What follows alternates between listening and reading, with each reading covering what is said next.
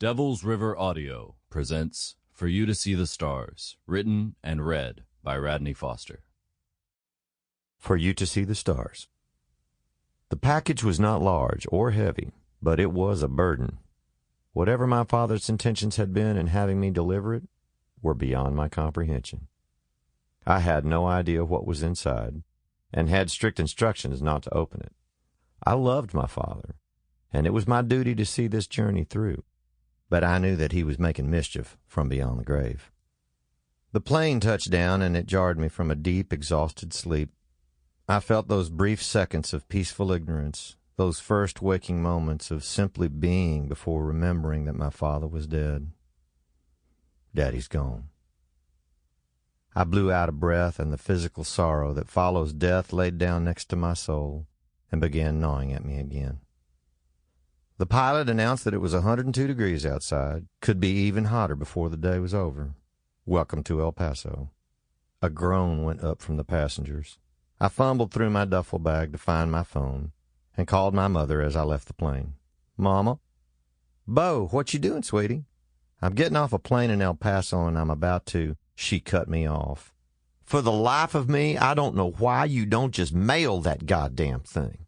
This is your daddy stepping into my business that I wouldn't let him touch for almost 20 years. I wish you would do as I ask and just mail it. He only gave it to you to—" I could hear the tears, and I waited, knowing that talking to her would do no good. She sighed and said, "I miss him so much. It has been 37 days, and I've cried every one. He was such a good man and was everything to me, but he loved a joke, and I swear this is one of his crazy jokes. I hate it that he's brought you into it. Mama, he asked me to do this because I'm his oldest son." Daddy was real specific. The letter had been clear. It hadn't been written in haste, or the grief of knowing he would die soon. His death was sudden, a heart attack with no foreshadowed diagnosis. He had written the instructions in a letter directly to me and left it with his law partner, Sam Harding. Sam delivered the letter and whatever the hell I was now carrying the day after Daddy died. Apparently the item had lived in my father's law desk. "Bo, I'm just scared of what this might stir up." "I know, but it feels like the right thing to do. He asked me to do it this way, so I'm driving down to Alpine, and I'll let you know more soon. I love you, Mama." "I love you too, Bo."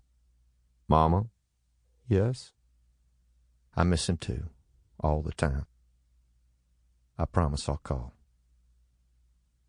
It is a long way to the mountains of far west Texas, and no matter where you come from, there is no closest major airport. You'll be driving several hours at 85 or 90 miles per hour, no matter where you land. I was not prepared for the distances. The beauty of the desert mountains overwhelmed me.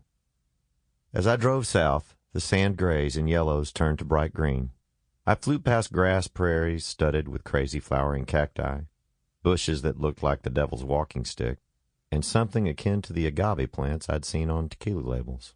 Antelope grazed as the late afternoon sun turned the mountains and mesas into purple shadows with red and gold flares of light in the folds of the hillsides. Such beauty in a place so desolate. There was a quirkiness to the people out here long before there were galleries in Marfa, much less a Prada storefront as an art piece in the middle of nowhere. These rugged mountains and deserts may be beautiful, but it is rough country, and those who choose it as home do not do so lightly. There are too many other places easier to live. My mother's family was from this area, but when she married my father, she adopted Mobile with its softer edges and accents. I had last been out here when I was 8 years old for my grandmother's funeral. I pulled into the motel in Alpine at sunset and was surprised by how cool it was outside. I fished a denim shirt out of my duffel bag and walked to the front desk to check in. The desk clerk gave me instructions on how to turn on the heat. "Heat? You're at 4,500 feet, son. It might be in the 40s by morning."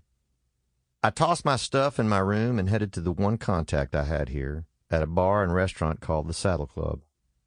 The place was packed, which reminded me it was Friday night. I squeezed up to the only space at the bar and asked the pretty blonde bartender for a beer. She was poured into jeans Sample complete. Ready to continue?